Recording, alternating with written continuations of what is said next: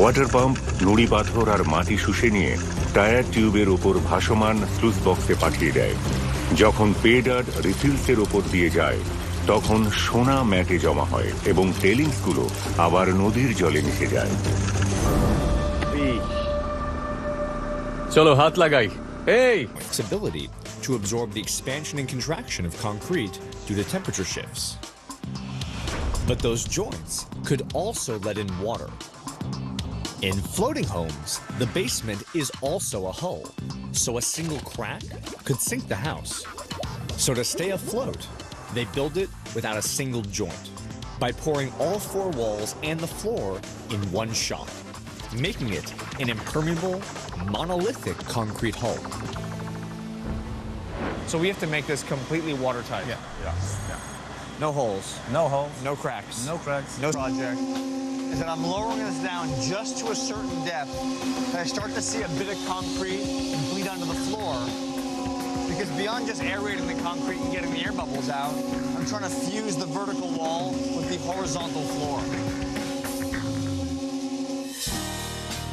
So what you've just seen is a fairly unique concrete pouring process, and not just because of our outfits.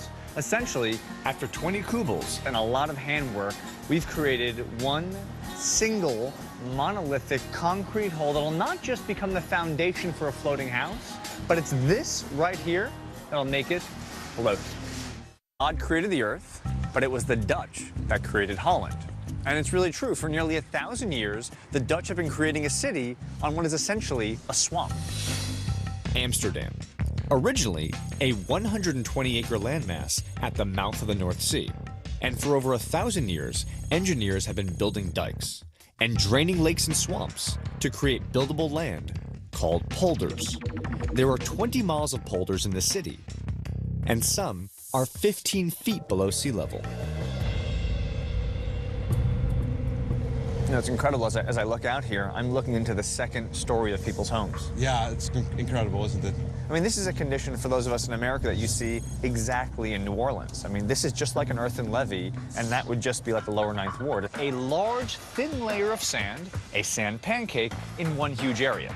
Wait 30 days, then apply another sand pancake, one after the next, slowly building up that island to 12 feet above the sea level. Ultimately, the island sinks down to its final height of 4 feet above water, and by doing this progressively, they don't overwhelm the foundation, and in the end, they create a large, solid, stable island. A crew of 30 is building the largest of the 8 islands. At 300 acres, there's enough space for 3,000 homes. Each day, an armada of 8 ships dig up 2,000 tons of sand from the lake bed, then spray it, creating over 1 land pancake a month. All right, we're docking here.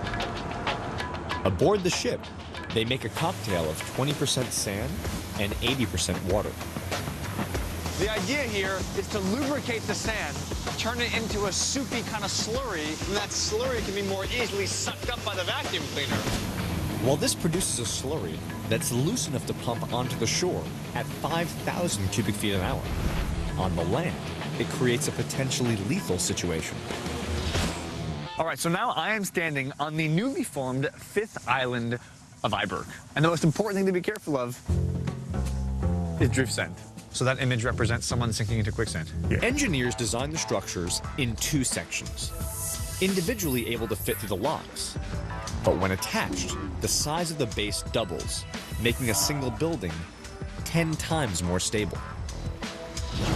Until they're attached, the 2 halves are susceptible to tipping. So workers have to be extremely careful when floating the sections for the first time, starting when they flood the dry dock with 12,000 gallons of water. So in order to raise the water level in the wet dock, we've taken a pipe, put it outside the canal, brought that pipe in, and right now this thing is flooding the wet dock, and slowly but surely, each of these houses are going to start rising. But the soil is currently too soft to support the thousands of tons of houses and roads. Before construction can begin, the soil has to be compacted. The water trapped inside has to be pressed out before the land will be strong enough to support the weight of the new neighborhood. Left to occur naturally, the process would take 10 years. However, they've developed a solution that can chop 8 years off the process. How do you expedite a natural process of compaction? What we do is we put in a large amount of vertical drain. Side by side, water constantly pushes on the homes with 1,000 pounds of force, causing the two halves to move independently. Over time, it can damage the hull and the home. So to prevent them from rubbing, engineers leave a 1-inch gap between the halves, affixing them in 3 places with steel plates, on the top, middle, and underneath, creating a structure that pushes against the water as a solid, single unit. Today, the team is attempting to make the most difficult connection located 6 feet underwater.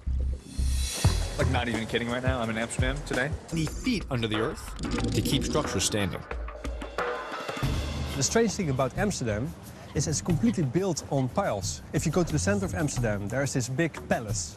Underneath that palace, the palace is 50 by 50 meters, are 13,659 piles of wood to keep one building up. That's the most dense forest of Holland is underneath that building. A typical Amsterdam home sits on 50 piles, but the floating homes of Eiburg use no piles at all. Just 2 steel mooring poles drilled 20 feet into the lake bed. But unlike their land-building counterparts, engineers of floating homes face a specific challenge: seasickness. You actually, can you feel in the water? Does the house rock every now and again, given the wind? When the wind is Typically, a boat is moored by tying it to the dock in 2 places on the same side. But this generates a sway that is nearly twice the tolerated level. The solution? Moor the homes using 2 10-foot poles, one in the front and the other diagonally in the back. This specific configuration secures the home by preventing it from rocking side to side. Today, crews are mooring one of the 150 homes. All right, boys, I'm Danny. Hello, Marcel. Marcel? Raymond? Raymond. Yes. For the mooring to effectively stabilize the house, it has to be tightly attached to the pole. This is done by using 2 50-pound steel brackets.